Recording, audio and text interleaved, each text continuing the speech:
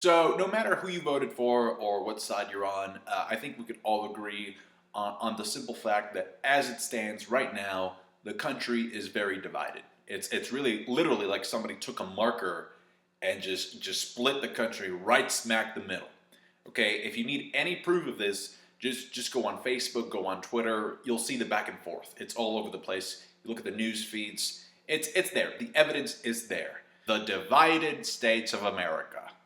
Wake the fuck up, people. Look at this. You got protests going on already all over the country, major cities. Chicago, Boston, parts of California. California is even thinking about leaving the U.S. entirely and becoming its own separate country.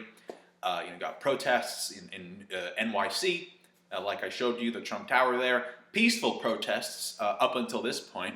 So just thousands of people coming out to exercise their First Amendment right.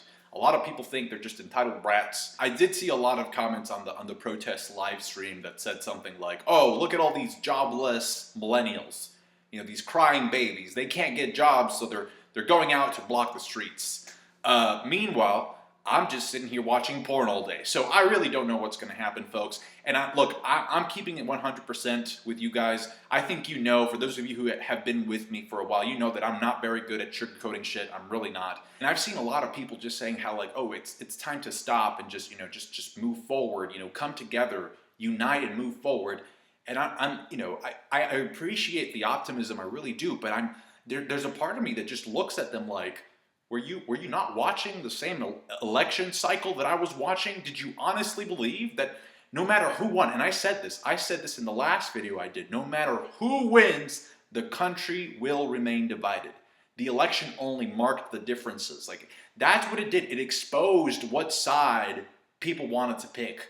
And so, with that in mind, it's kind of like, so you really think that people are going to come together, especially now, because there really is no evidence to suggest that Trump is either going to do a good job or a bad job. You can't call it either way. You can't. There is no evidence. A Trump presidency does not exist yet, and therefore there hasn't been enough results, positive or negative, to say this is going to be the best presidency in American history, or to say this is the absolute fucking worst thing that's ever happened in the history of man. There's not enough evidence to call it either way. So right now you just got a big ass fucking question mark staring at you. And that provides uncertainty, and if there's something that is the source of fear in a lot of people, it's uncertainty. It's not knowing what the fuck is going to happen. Now let's keep it real, right? Let's keep it 100% authentic. If Hillary had won, you would still have people out on the streets, all right? But instead of them yelling out stuff like, xenophobic, racist, homophobic, moron, white supremacist, whatever, insert Trump insult here, you would probably have people yelling out stuff like criminal, liar, impeach her, she rigged the vote, the system is corrupt, take her down. So really, I mean, the outcome would have been the same. It's because the sides are so similar. That's what I'm trying to get at. Like, the sides are so similar. They get so emotional. All you need to know is which buttons to push to take the other side off. And you can make anybody angry. You got an angry conservative and an angry liberal. And the bright side of that is that if you know which buttons to push to piss them off, you can also know which buttons to push to calm them down. Which is what I do. I try and reason with people on a day-to-day basis. I mentioned in my last video regarding the election that the founding fathers established a three-system form of government so that no one chamber, no one faction could have like total authority over the entire country. You have the judicial, the executive, and the legislative branches, right? In this case, given the outcome, Trump now has complete power over the executive branch. The Senate and the House have a Republican majority, and it looks like I'm pretty sure he's going to nominate a conservative-leaning judge to the Supreme Court. So what you have here is what we would call a mandate in politics, meaning that basically the party in power faces very little opposition in regards to policies. So if Trump gets an idea, if people in Congress that are Republican get an idea, and because they have a majority, it's going to be very easy for that policy to be enacted because there's really not that much opposition as of right now in Congress. I mean, yes, there are some Democrats there, but in order for them to be able to substantially block any law, at this point, in most cases, they would probably need to convince people in the Republican side to vote against their own party. And you can pretty much guess how often a political member votes against its own party. Not very often. So yeah, we're going to be seeing a lot of conservative policies come forth, starting in the next year. And that's what you voted for, or what you didn't vote for. I don't know. And even though I did say that we really don't know what's going to happen, I know for a fact, this is the one thing I'm sure is going to happen once Trump takes office, is that they're gonna throw away Obamacare. But anyway, let me just take you through my experience of watching those results come in, because basically I posted on Facebook. I said, "Holy shit, this is close," and that's all I said. But so I was watching CNN. I'm never watching any of these fucking media outlets again. I am so disappointed. If nothing else, I think like we can all agree that the media is just 100% bullshit. Oh my god. The polls were fucking wrong, like everything.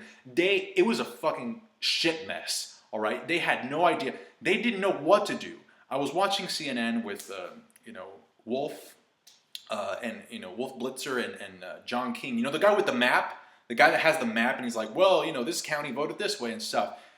Oh my, they were milking the shit out of this election. It was not even funny. Like, the whole thing was making me anxious. I was like, what are you doing? And Wolf was like, well, what if you plug in this number? What if you give this county to Hillary? Or what if Trump, how many votes does Trump have to get to win Florida and shit? I got so fucking upset. I couldn't deal with it. I had to turn on.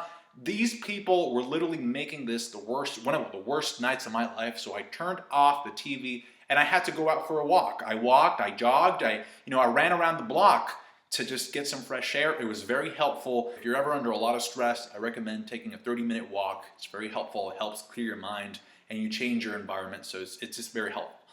So I came back, I turned the TV back on, and I'm still looking at these idiots here. Just absolutely, I don't watch Fox News and I don't watch MSNBC. Fuck them. But CNN just dropped the ball horribly. It was just so stupid. They couldn't call anything. It's too close to call. I was like, I'm the type of guy that I would just rather you tell me. Just tell me. It came to a point where, okay, could you just call like one fucking state? It's like, oh, they had so many fucking states that were just like, well, we don't know. But they kept plugging in the numbers. I'm like, motherfucker, you've been milking this shit forever. So it came to a point where Trump won Florida. And then I just decided, like, should I even keep watching at this point? Maybe I should just wake up in the morning and find out.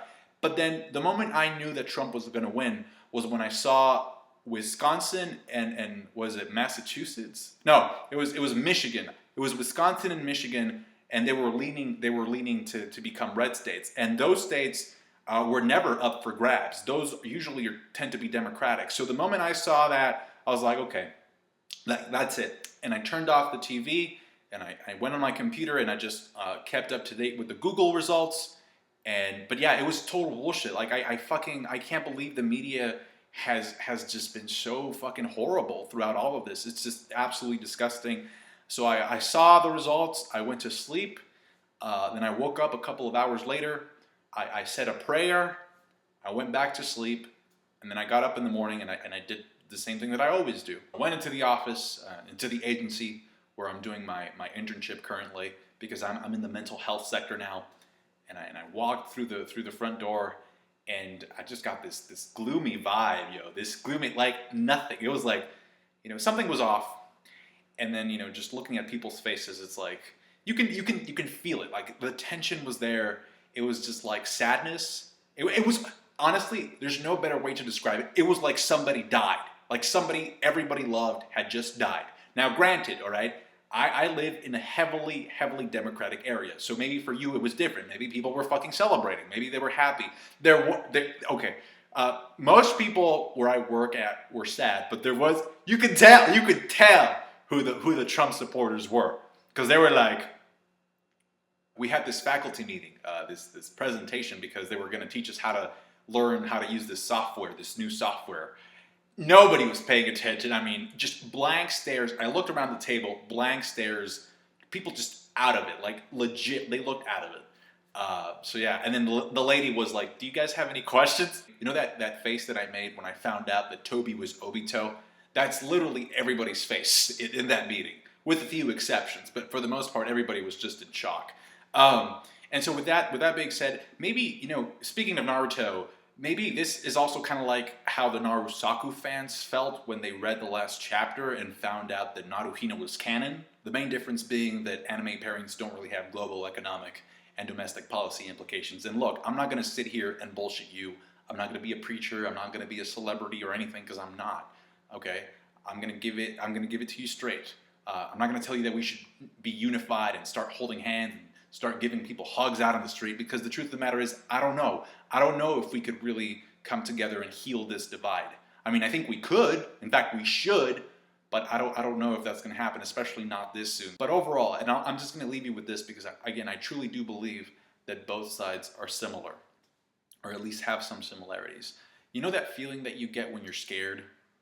Because you begin to think that maybe, like, people automatically think that your views and your perspectives are wrong, or that there's something wrong with you inherently, and so you try to express your views, but then they don't listen to you or they keep shutting you down, so you have to raise your voice higher and higher, and then as you're doing that you get angrier and sadder because you don't feel like you're being heard or understood. Well, that's pretty much the exact same feeling that people on the other side have. So yeah, it's the feeling, it's the same. We're not that different. Hope you can think about that. Like or dislike, I don't give a shit if you dislike. I don't. So do whatever you want. Comment. If you like to, you can subscribe. It's not an obligation. Do whatever you want. Have a good day. Best of luck.